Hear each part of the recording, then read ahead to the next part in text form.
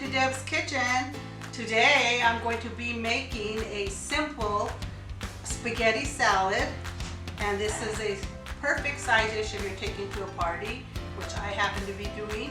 It comes together with simple ingredients and very quickly. The main ingredients for this simple salad, you can make it a lot of different ways, but I'm using a box of spaghetti and some Zesty Italian dressing, some cucumbers, cherry tomatoes, and olives.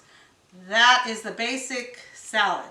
You can add other ingredients, which I am going to do today since it's for party. I have red bell pepper 1, a purple onion, some pepperoni, and you can either use the string cheese, mozzarella, and cut them in little blocks, or you can buy these blocks and cut it in cubes. Okay, the first thing you're going to do is turn on your stove, and I turn it on high because I want my water to come boiling fast. And I'm putting in 3 quarts of water, and I'm using this pitcher that's marked. If you have one of these, has 3 quarts, you can use that. And when we're making pasta, and this is a tip I tell you always not to pass, salt your water. Salt your pasta. Since I'm making 2 pounds, I'm going to add 5 quarts of water, because your box will tell you the instructions how to prepare your spaghetti. You have to just basically follow this, and it says to bring it to a rolling boil, and then we're going to add our pasta once it's boiling. And I added some salt, so we're just going to cover this. And a tip is I use hot water from the get-go, because it's already hot and it'll come to a boil faster. Cover it while it's coming to a boil so we can get a boil going really quick. The first thing you want to make sure is that you have sharp knives, because you're going to be cutting all these veggies and you need a sharp knife. This is a Edgecraft sharpener. I picked it up in Marshall's. It's under $15, and there's nothing worse than a dull knife, ladies. So make sure, and men too, some of the greatest chefs are men, make sure that's sharp, because when you start chopping these veggies, it's going to be key. Make sure you rinse off your knives after you sharpen them to get that residue off. And also for peeling vegetables, you could use a knife, but make it easy on yourself, people. I have 2 different peelers here, because sometimes I like to use this, especially when I'm peeling potatoes. And when you're peeling vegetables, I use this little KitchenAid peeler, which you can also pick up at Marshall's, Ross. I go there to pick up everything because it's always cheaper than the stores. But this is a KitchenAid peeler, vegetable peeler, and this is a Pampered Chef. And this one lasts a long time. And we're going to link that in the description as well. I like Pampered Chef. Their products are excellent. But I'm going to give you a little preview. See, this is a Pampered Chef, and it peels fine. And this one here, a lot of people use it like this, but I don't know, it's just me, because I'm like afraid that I'm going to do something. But I don't leave, if you notice, I'm leaving some of this, because I want it to appear in my pasta for color. See how easy that was? You can't get any easier than that, folks. So get yourself these essential, simple tools and make your cooking easier. We'll link it in the description. Vegetable peelers, Pampered Chef, KitchenAid. You decide. This one's cheaper though. You want to put about 1 tablespoon of salt for your pasta, just for those of you that might inquire. Okay, now we're going to start dicing up our vegetables. See how sharp that knife is? Easy peasy, people. And when I make my pasta salad, I've seen different pictures. I'm not going to deseed it because I actually like that, but some people will deseed the seeds. But if you have problems like you can't eat seeds because you have a health condition, just all you need to do, and I'm just going to show you real quick. And the same goes for tomatoes, because I actually have diverticulitis and I'm not supposed to be eating seeds, so just deseed it. And some people like this because it keeps your food less wet, but this is what you can do. A lot of people do this when they're stuffing cucumber, but if you have concerns, you can do that. I'm not doing it today. Okay, so you see I chopped it in half, and I'm just going to cut off the ends. You don't want the ends in there. And then you cut your cucumber lengthwise in half. And then I put it down, face down flat. Do this. And then you just dice it. I don't want it super small, but bite-sized chunks. And I'm just going to line them all up. You can do them all at once. You don't have to do them one by one. Just run your knife through till you get to the end. How thick you want them is up to you. But keep in mind that you're going to have a lot of other ingredients in there.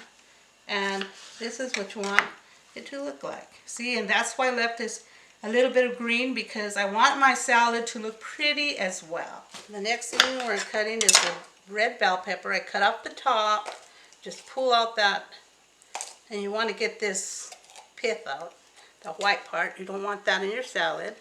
Then I'm going to cut it. So I've cut off the top, I cut it in half. Make sure you take all that membrane out, and if you like, you can cut it now. I try to stack everything so I won't have to do so much cutting, but you put it in fours and stack it in each other. Cut thin slices of this, because this you really want it mostly for color. You can cut it that if you love red pepper, you can cut it. You can use green, you can use yellow and orange. The more colorful you want it, do what your heart content. Okay, here's a purple onion. I like these because they're more colorful. I'm cutting off the edges, you can see. And then I'm cutting it in half, but I'm leaving this intact. Notice that. You'll see why in a minute. And this one's already cut in rings. You see how the onion's striated? We don't have to worry about that. We're just going to cut it. And the reason I'm leaving this on is so it's going to hold my onion together while I'm cutting. It won't be sliding all over the place. And you just want thin slices, super thin, unless, like I said, if you like a lot of onion. We're just going to cut this whole thing, and we're only using a half of an onion. Okay, once you peel it, then it breaks up into these little rings itself. You can cut these in half if you wanted to, but I like to leave them big because some people don't like onion, and they can easily pick it out. Okay, we're using the little pint box of grape tomatoes, and these are perfect for this kind of salad. You can use tomato squares, but this is best. And basically, you're just going to cut these all in half. And I like to cut mine lengthwise. Easier to chew. Okay, I'm covering the water because it's a rolling boil. I have 5 quarts of salted water in there. And I'm going to be adding my spaghetti pasta.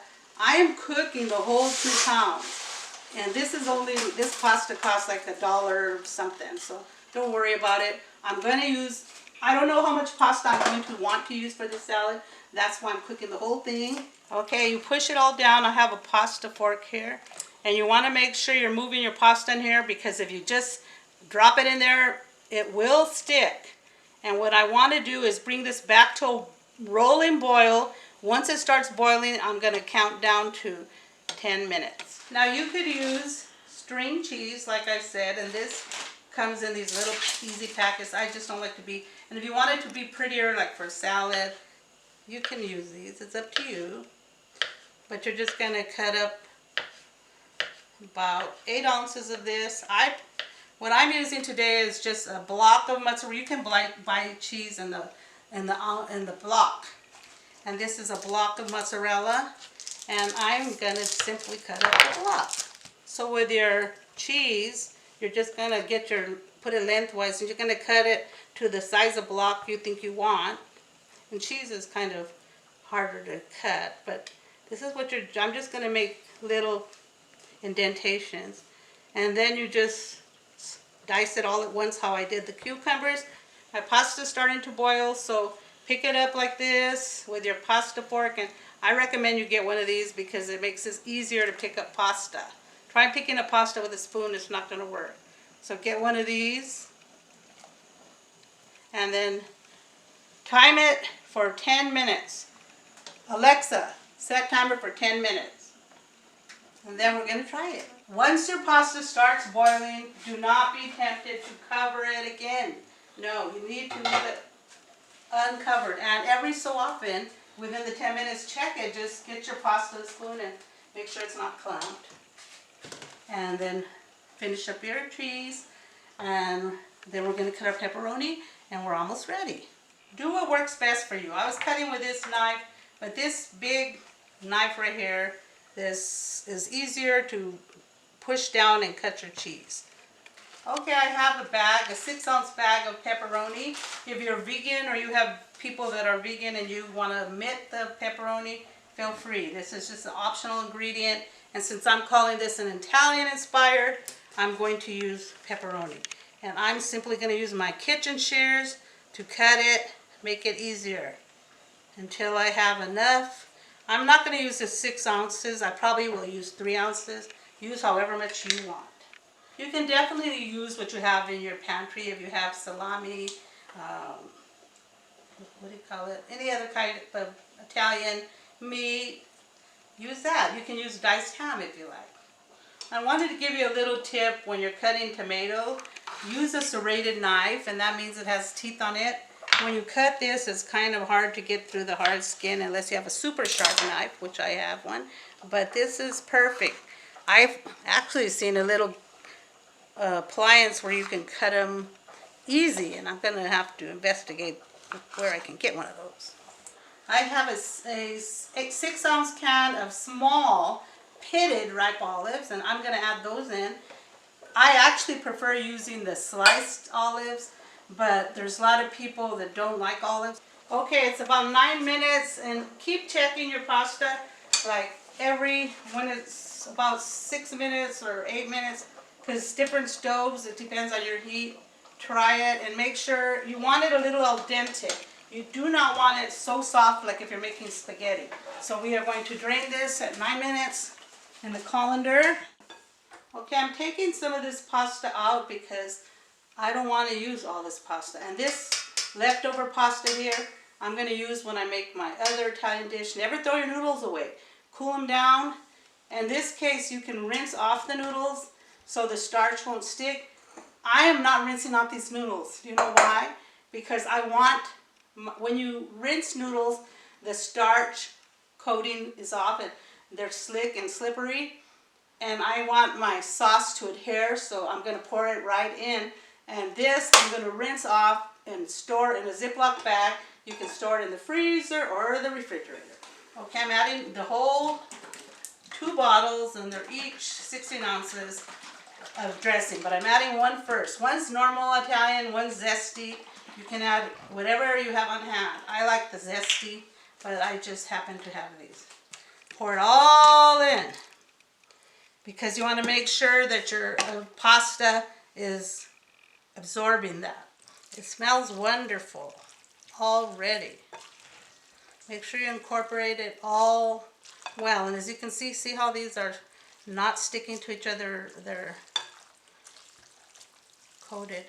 So we're going to throw in our veggies, and that's why I didn't want so many, because I need to add all of these awesome yummy veggies. And this will also cool down your salad a bit. And we're going to have this marinate for at least 4 hours because we want all those flavors to incorporate. And at this point, you can add your other salad dressing. And our family always uses this salad supreme. It's good for pasta salads especially. It has spices, red pepper, Romano cheese, poppy seeds, all these good ingredients. Shake it up so you can get a little bit of everything. Start off with a tablespoon. I eyeball it. I see how I like it. It also turns it a little orange. So I'm going to put 2 tablespoons. I already can tell. And it has poppy seeds. It has a lot of good stuff in there. So it already looks delicious, right? Mix it up really well.